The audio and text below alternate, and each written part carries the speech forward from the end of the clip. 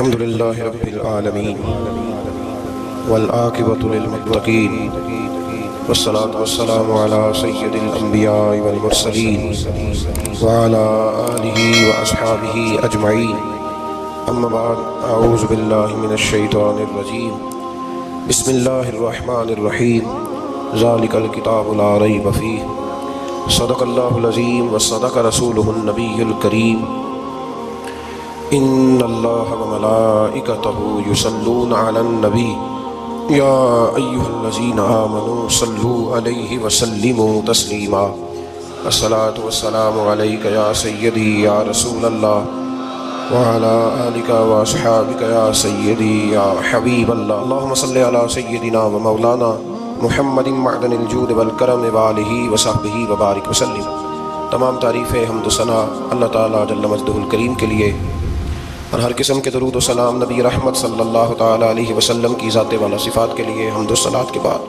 عزیز دوستو، قرآن مجید کی دو قسم کی ترتیبیں ہیں۔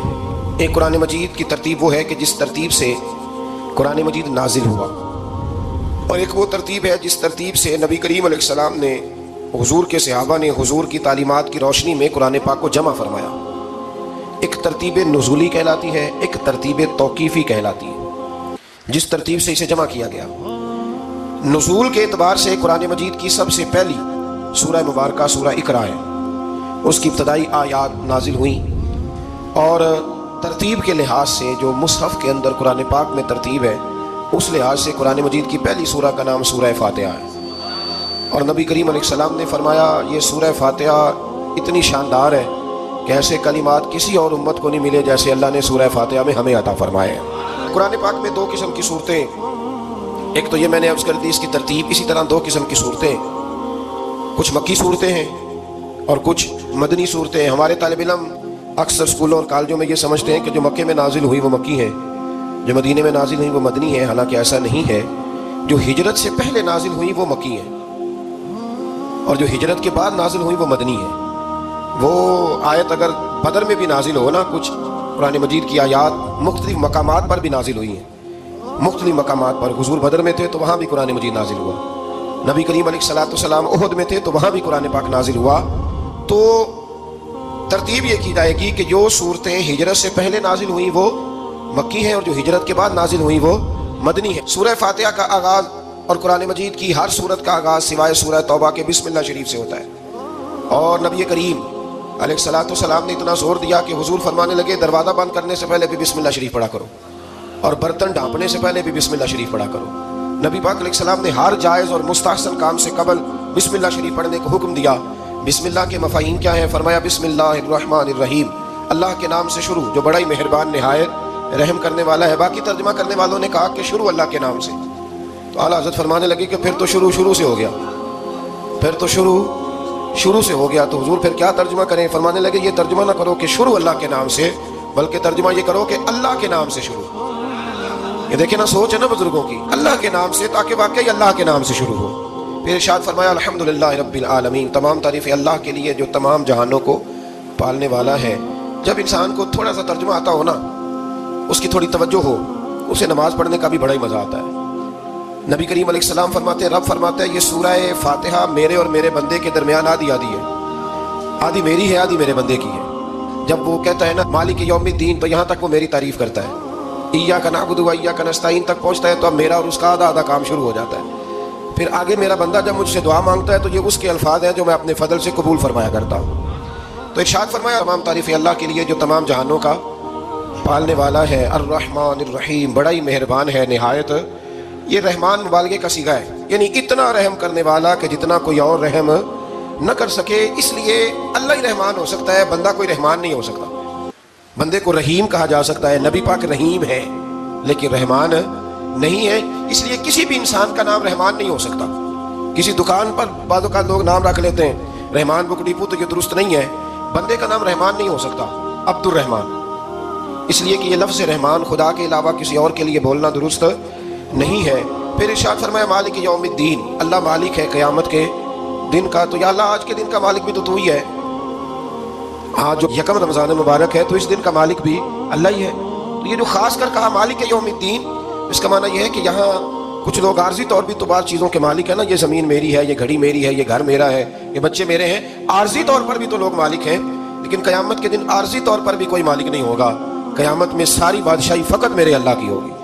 بلکہ رب کریم فرمائے گا کہاں ہیں وہ لوگ جو دنیا میں بادشاہ بنا کرتے تھے، کدھر ہے؟ بڑے بڑے کج کلا جو کہتے تھے کہ ہم اٹھتے ہیں تو لوگ اٹھتے ہیں، بیٹھتے ہیں تو دنیا بیٹھ جاتی، وہ کہاں ہے؟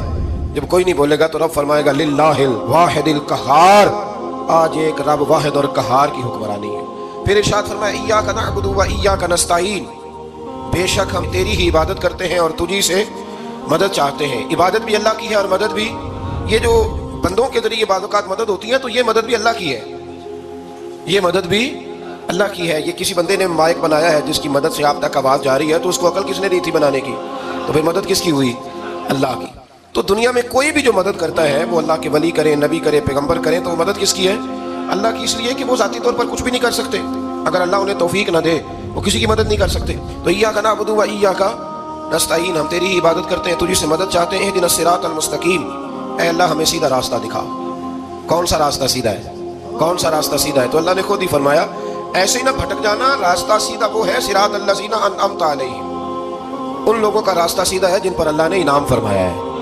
اور وہ کون ہے؟ قرآن مجید نے خود فرمایا انعم اللہ علیہم من النبیین والصدیقین والشہداء والصالحین، وہ نبی ہیں، صدیق ہیں، شہید ہیں اور نیک لوگ ہیں۔ فرمایا اپنی مرضی کے راستے پہ چلو گے تو بھٹک جاؤ گے، رب کی بارگاہ میں سوال کرنا کہ وہ تمہیں نبیوں کے، صدیقوں کے، شہیدوں کے اور نیک لوگوں کے راستے پہ چلائے۔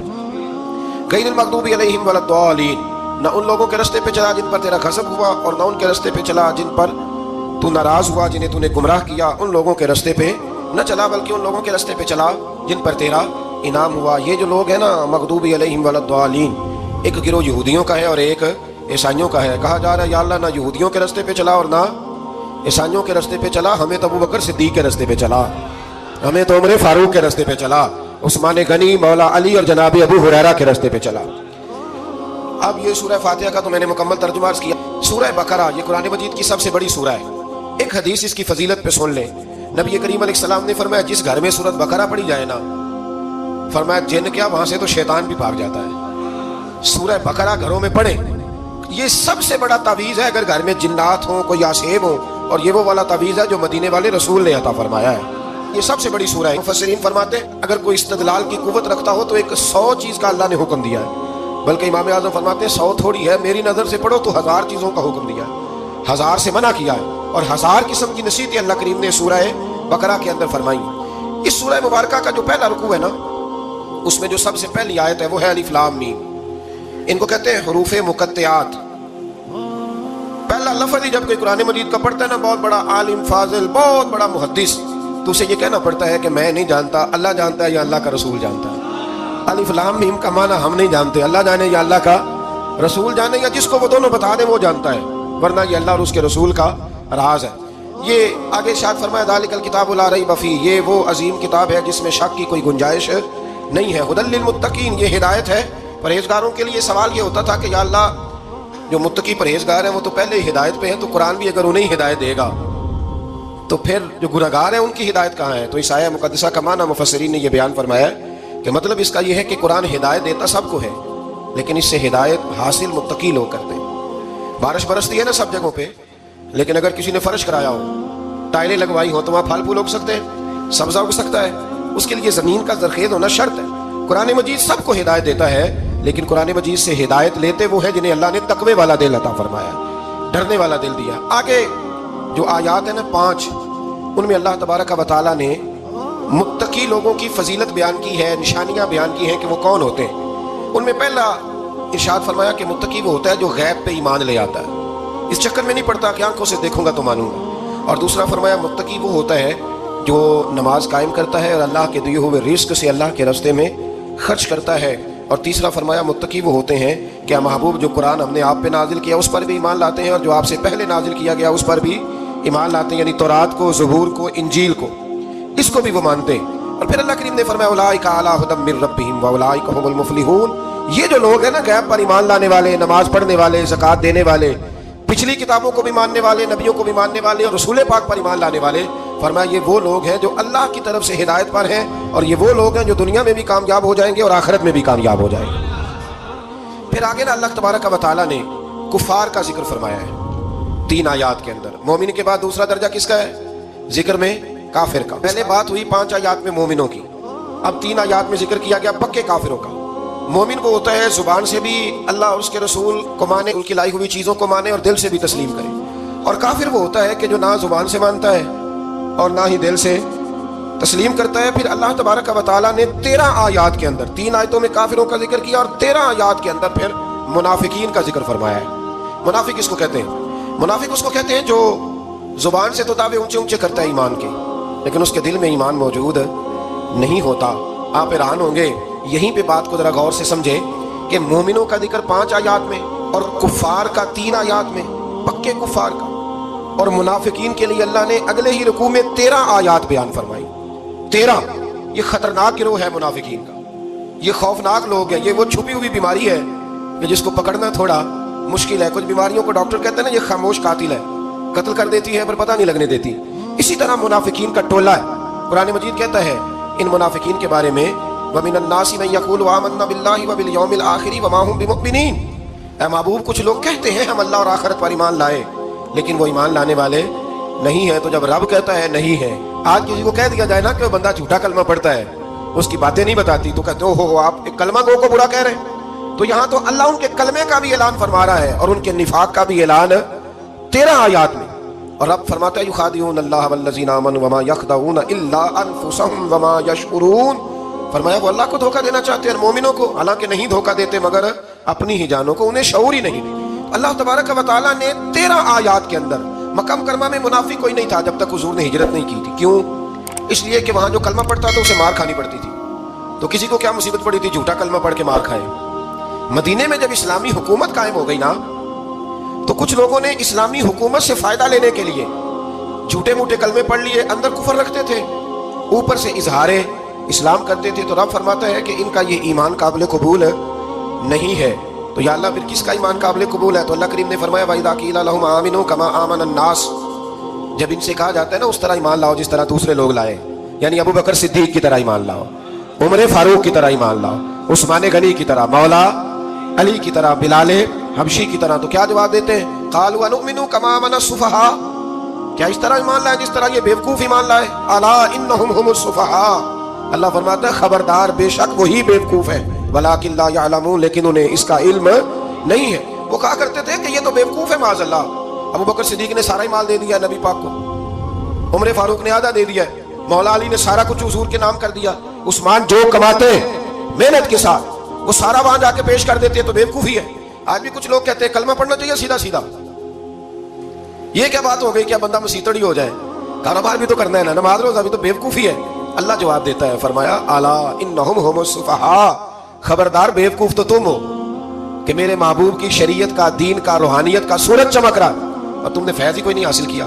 تو میرے بھائیو، صحابہ کا ایمان وہ ایمان ہے، اہل بیت نبوت کا وہ ایمان ہے کہ اللہ کو ایمان بھی وہ والا پسند ہے جو حضور کے غلاموں جیسا ایمان ہو.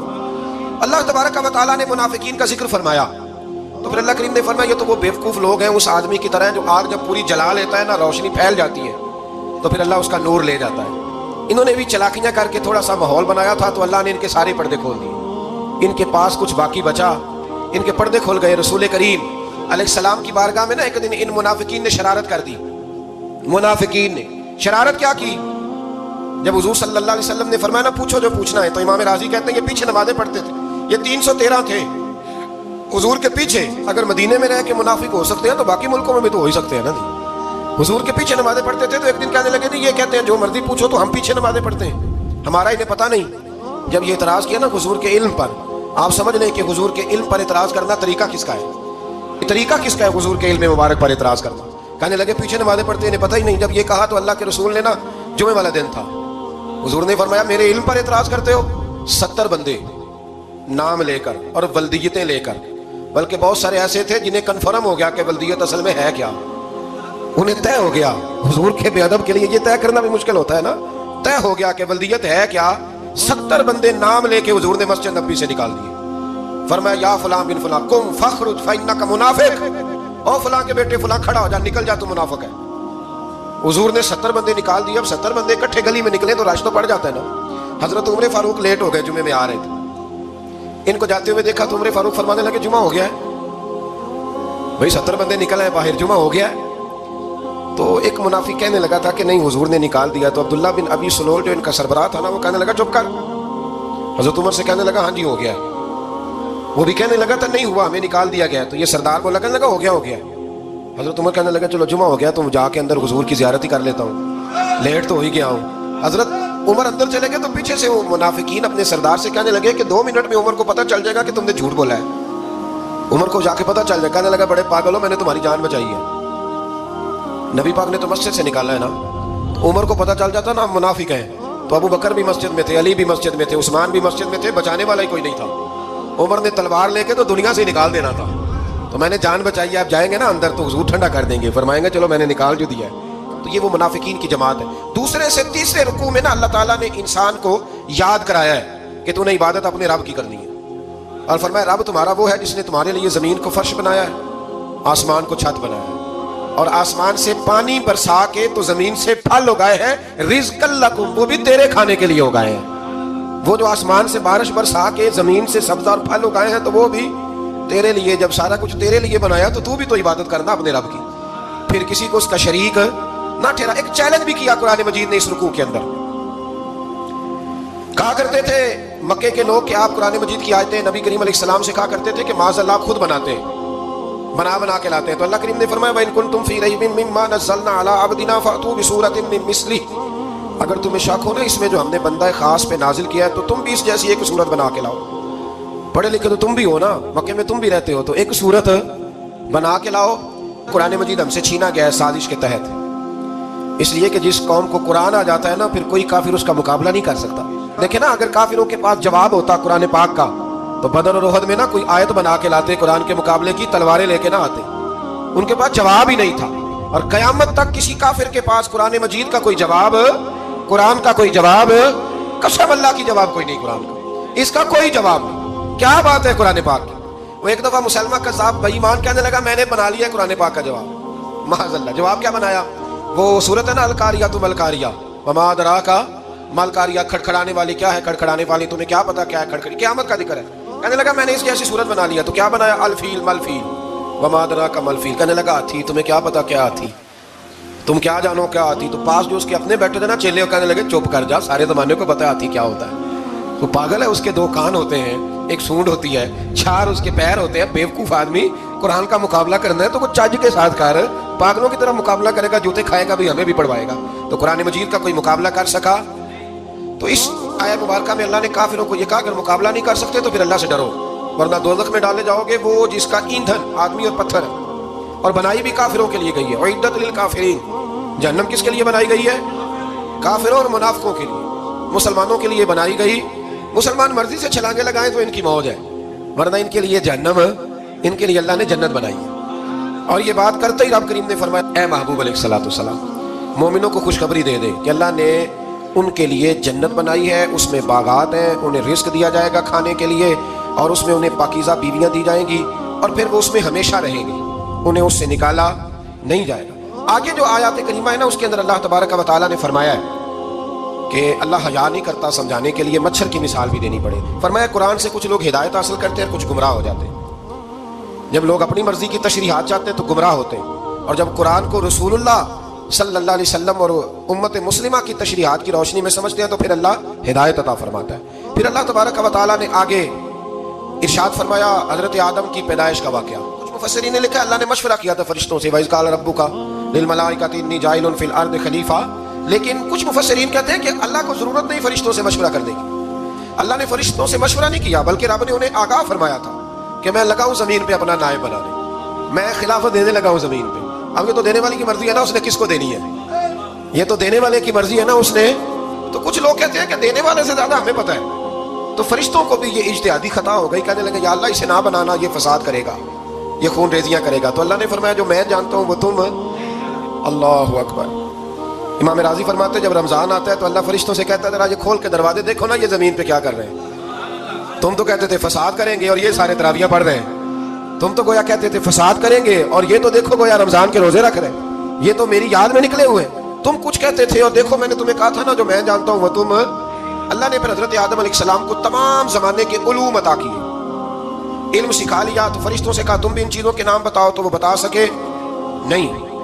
اللہ نے فرمایا اب اس طرح کرو، آدم کو سجدہ کرو. سب نے سجدہ کیا سوائے وہ. کہنے لگا یا اللہ صرف تجھے ہی کرنا ہے. کرنا بھی صرف اللہ کو چاہیے، پر رب کے آگے بھی جھکنا چاہیے، اور جس کے سامنے رب جھکائے نا وہاں بھی. اور یہ جو عاجزی ہے نا، یہ جو جھکنا ہے، یہ علم کے آگے ہے.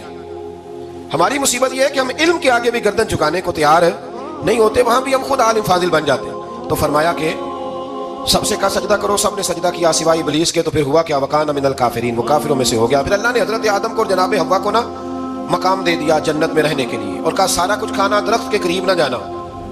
ابھی آپ کسی سے کہہ دیں تھوڑا سا کہ پیچھے نہ دیکھنا، یعنی اگر میری سمجھ لیں ادب کی وجہ سے کوئی 1.5 منٹ یا 6 منٹ نہیں بھی نہ دیکھے گا تو سوچے گا ضرور کہ پتہ نہیں اب پیچھے کیا ہے، مصیبت کیا ہے. یعنی آپ کہہ کے دیکھ لیں کسی کو، پیچھے نہ دیکھنا. فطرت ہے نا انسان کی، وہ جستجو کرتا ہے، کہا اس درخت کے پاس نہ جانا. تو حضرت حوا سلام اللہ علیہا کہتے ہیں دل میں خیال رہتا تھا کہ آخر ہے کیا درخت کے پاس.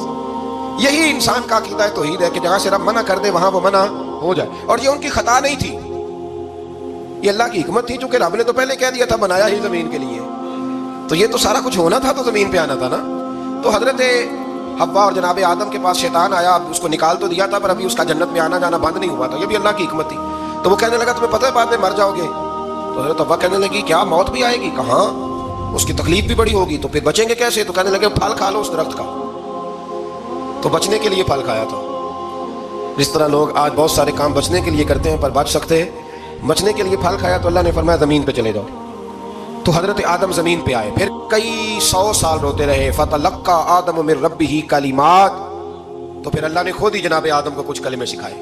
علامہ اسماعیل لکی فرماتے ہیں وہ کلمے یہ تھے کہ حضرت آدم نے میرے نبی کا وسیلہ پیش کیا، اللہ کریم نے جناب آدم کی دعا کو مقبول فرما لیا. پھر آگے بنی اسرائیل کا ذکر آ جاتا ہے. اللہ تعالیٰ نے بنی اسرائیل، آج آپ اسی قوم کو یہودی کہتے ہیں، ان کو اللہ نے اس زمانے میں فضیلت عطا کی تھی بہت زیادہ. تو عرب کے اندر جب نبی پاک علیہ السلام نے اعلان نبوت کیا تو کچھ لوگوں نے یہ کہہ دیا کہ اگر یہ یہودی کلمہ پڑھ لیں گے تو ہم بھی پڑھ لیں گے. تو پھر اللہ نے انہیں یاد کرایا کہ تم اصل میں کیا ہو، تمہیں کلمہ پڑھنا چاہیے. تو اہل یہود کا تذکرہ کرتے کرتے رب کریم نے ایک بات یہ بھی ارشاد فرمائی کہ تم لوگوں کو تو کہتے رہے ہو کہ وہ نبی آنے والے ہیں، وہ نبی آنے والے ہیں، اور جب آ گئے ہیں تو ماننے کو تیار نہیں ہو. تو فرمایا تأمرون الناس بالبر وتنسون انفسکم وانتم تتلون الکتاب، لوگوں کو بھلائی کا حکم دیتے ہو اور اپنے آپ کو بھول جاتے ہو. افلا تعقلون، تمہیں عقل نہیں؟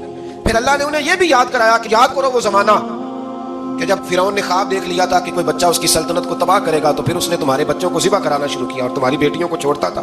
فرمایا یہ بھی تو تم نے دیکھا، میں نے تمہیں پھر تم سے کہا جہاد کرو قوم عمالقہ کے خلاف، تو مقام طیہ میں جا کے یہ لوگ کہنے لگے ہم سے جہاد نہیں ہوتا. اللہ نے انہیں ایک میدان میں قید کر دیا. بڑی دلچسپ بات، قید تو لوگ ہوتے ہیں نا چار دیواری میں، تو اللہ نے بنی اسرائیل والوں کو جب انہوں نے کہا جہاد نہیں کریں گے تو اللہ نے میدان میں قید کر دیا. میدان میں، یہ یاد رکھیں، جب انسان اللہ کی نافرمانی کرتا ہے تو اسے ایسی قید ملتی ہے جس کا اس نے تصور بھی نہیں کیا ہوتا. ایک میدان ہے مقام طیہ، قید ہو گئے.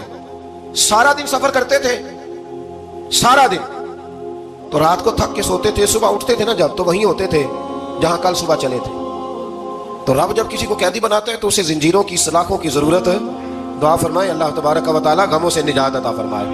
یہ دعا فرمائے، ایسی قید دیتا ہے کہ جس سے پھر چھٹکارا ہو سکتا.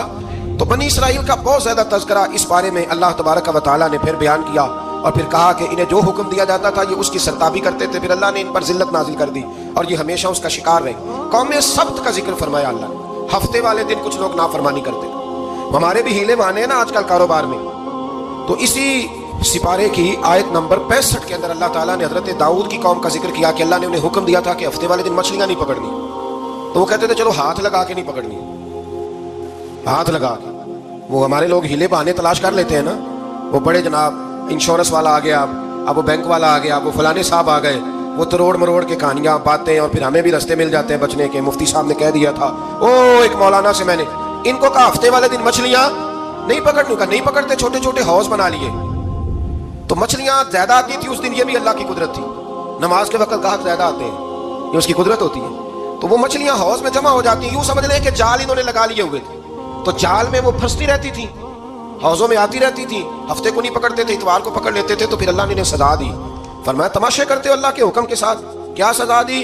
فَقُلْنَا لَهُمْ كُونُوا قِرَادَةً خَاسِئِينَ. فرمایا بندر بن جاؤ، دھتکارے ہوئے. جو رزق حرام طریقے سے کماتے تھے رب انہیں بندر بنا دیتا تھا. ابھی بھی میں نے دیکھے ہیں بڑے بڑے تاجر پاگلوں جیسی زندگی گزار رہے ہیں. نفسیاتی طور پہ سکون نہیں ہے، کروڑوں روپیہ پڑا ہے. کیوں؟ اس لیے کہ رب کے بتائے ہوئے طریقے کے مطابق تجارت نہیں کرتے. آگے ایک اور دلچسپ بات آ گئی. بنی اسرائیل کے اندر نا ایک شخص نے اپنے چچا کو قتل کر دیا جائیداد کے لیے. یہ دیکھیں کب سے لوگ جائیداد کے لیے قتل کرتے آ رہے ہیں. چچا کو قتل کر دیا، قتل کر کے حضرت موسیٰ علیہ السلام کے پاس آئے کہ میرے چچا کو کسی نے قتل کر دیا ہے، تو بتائیں کیا کر دیں. تو آپ نے فرمایا کہ گائے ذبح کرو اور اس کا ایک ٹکڑا مقتول کو مارو، مرنے والے کو. وہ خود اٹھ کے بتا دے گا مجھے کس نے قتل کیا. اب ارادہ نہیں تھا گائے ذبح کرنے کا تو بہانے کرنے لگے. ارادہ نہیں نہ ہوتا تو پھر کیا ہوتے ہیں؟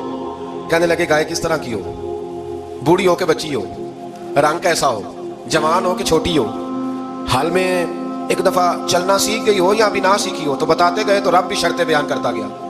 گہرے زرد رنگ کی ہو، حال کے اندر اسے نہ چلایا گیا ہو، پانی نہ نکالا گیا ہو، نہ بچی ہو نہ جوان ہو، اس کے درمیان ہو. یہ ساری شرطیں کہاں پائی جاتی تھی؟ حضرت موسیٰ علیہ السلام کی قوم کا ایک شخص تھا جو اللہ کا ولی تھا. وہ جب انتقال کرنے لگا نا، اللہ اکبر، دیکھو رب ولیوں کی اولادوں پر بھی کتنا فضل فرماتا ہے. وہ جب انتقال کرنے لگا تو ایک اس کے پاس چھوٹی سی بچیا تھی، گائے کی بچی. اس نے جنگل میں چھوڑ دی. کہنے لگا یا اللہ میں تیرے نام پہ چھوڑتا ہوں، میرا بچہ جوان ہو جائے تو اسے دے دینا، اور تو سرمایہ ہی کوئی نہیں. بچہ بڑا ہوا تو بچہ بھی بڑا نیک تھا، اپنی ماں کا بڑا فرما بردار تھا. اس کی ماں نے کہا بیٹا تیرے باپ نے ایک گائے چھوڑی تھی. تو بچہ جنگل میں گیا اور جا کے کہنے لگا اے اللہ میری گائے مجھ سے ملا دے. تو رب کریم نے وہ گائے واپس کر دی. وہ گائے گھر لے آیا. اب وہ کہنے لگا اماں بیچ دوں. تو اماں کہنے لگی بیٹا میرے پوچھے بغیر نہ بیچنا. کئی دفعہ گاہک لگے پر اس نے کہا جب تک میری اماں نہ کہے گی میں بیچوں گا. ادھر بنی اسرائیل والے شرطیں جتنی گائے کے بارے میں پوچھ چکے تھے وہ ساری اسی گائے میں پائی جاتی تھی. تو یہ ڈھونڈتے ڈھونڈتے وہاں پہنچ گئے. تو کہنے لگے گائے چاہیے. تو اس نے کہا بھی تمہاری مرضی سے نہیں، قیمت میری مرضی کی. ایک مفسر نے تو یہاں تک لکھا ہے کہ اس نے کہا گائے ذبح کر کے نا تو جتنا گائے کے اندر گوشت ہوگا نا اتنا ہی کھال کے اندر تو مجھے مال بھر کے دو گے، اتنے ہی سکے بھر کے دو گے، اتنی اشرفیاں بھر کے دو گے تو پھر تمہیں گائے دوں گا. تو پھر یہ گائے انہیں ملی اور یہ گائے لے کر کے آئے. زیادہ سوالات نہ کرتے تو زیادہ الجھتے نہ. ہم بھی دین کے معاملے میں بڑے سوال جواب کرتے ہیں.